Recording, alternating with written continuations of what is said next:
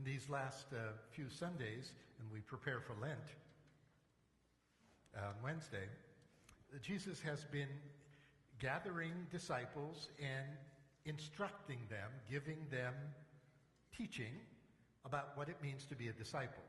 The last couple of weeks have been about relationships. Today, as you just heard, it's about what to do with your stuff. Now, you fill in stuff,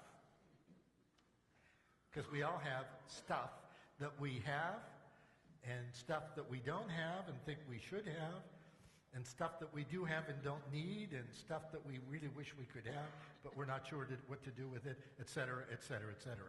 It's about material things. And our relationship to the goods of life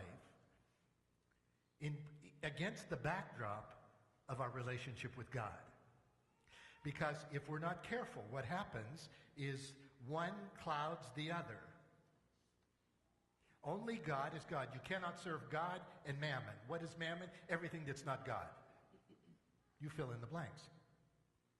We have to be careful not to put mammon in the place of God, who is the one who will provide for us beyond our imagining. What is worry and anxiety? We're not sure that that's true. Or we're worried about other things that we don't connect it to faith. Think of all the things.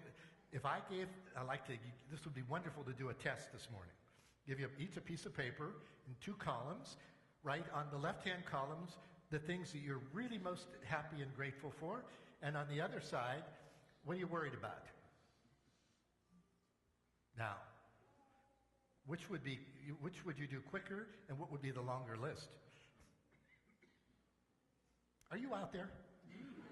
Are you still, it's snowy where you're sitting? Or, just think about that.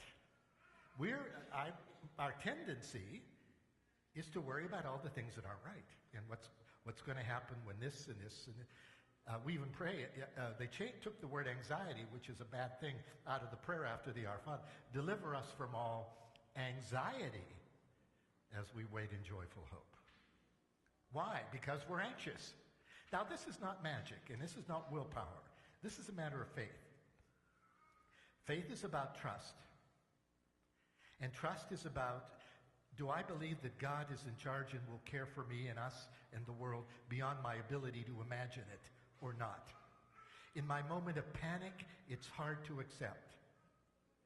But we have to step back and look against the bigger picture.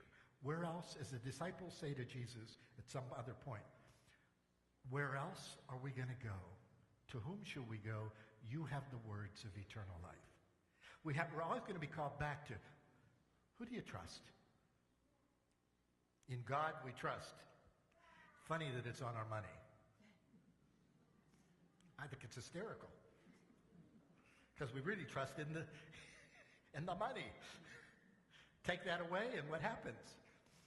I mean, it's hard to talk about being materialistic in this culture because we eat, sleep, and drink it all the time. But we have to catch ourselves. It's not that we have many needs and many wants, and we get anxious when they're not met.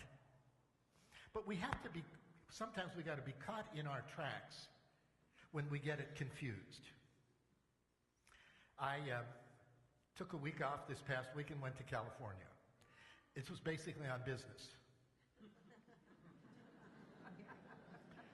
I did research on whether there is a sun and whether the temperature can go over 32. I am happy to report to you, yes, and yes. Hope springs eternal. Lent began Thursday night when I got off the plane, and it was 60 degrees different. But on the way flying back, while I was away, I wore a cross and a chain, and I took it off, left it on the sink where I was staying, and the chain remained and the cross disappeared.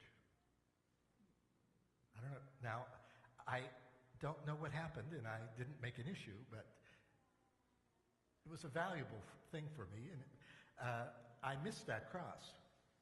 I have the chain. I got to go get another cross. At any rate, what happened? Was it stolen? I don't know. If someone stole it, God bless them. Steal crucifixes now. So we're attached to things like that. Flying back,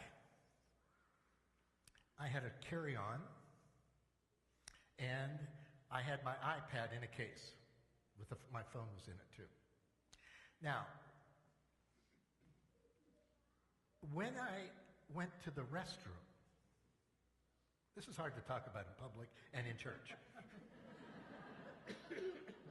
But I think you know the drill. When you go into the restroom,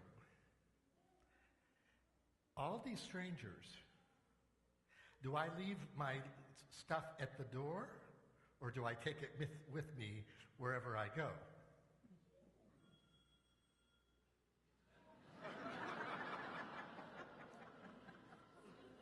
Turn that phone off.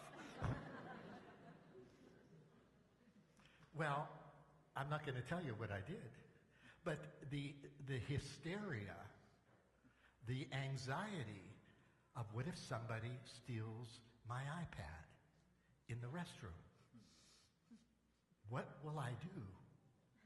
They already stole my cross. You catch yourself in the middle, and then you're walking around. I mean, you can't hold on to all this stuff. It was just kind of a moment of, I said, this is crazy. Just crazy.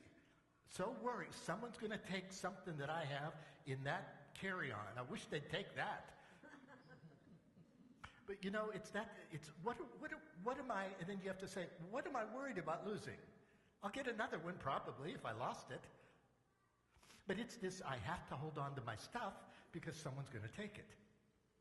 How many times do we get caught in this, I got to hold on tight? So that's where I think we're knee-jerk into our stuff.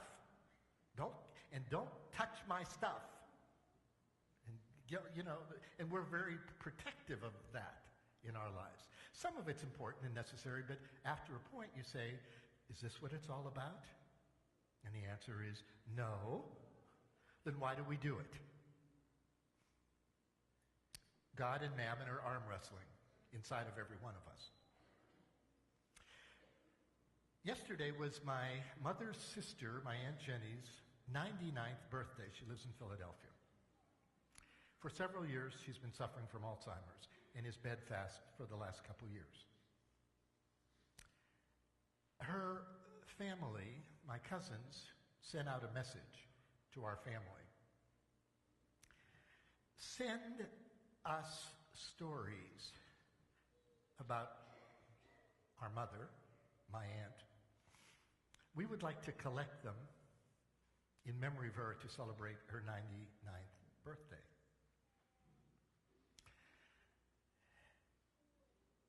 Aunt Jenny is not, she's in and out. We thought we were going to bury her a couple years ago.